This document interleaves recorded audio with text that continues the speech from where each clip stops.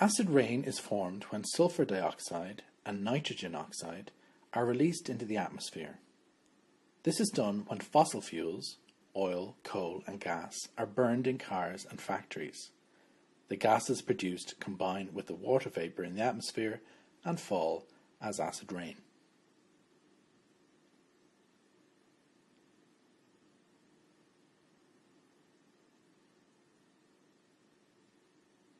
Acid rain can wash nutrients from the soil, which stops crops from growing. This means farmers have to use more fertilizers.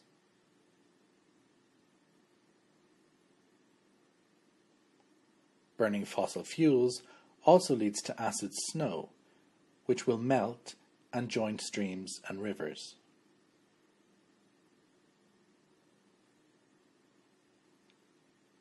Acid rain also wipes out fish stocks in lakes because fish cannot reproduce if the water in the lake is too acidic.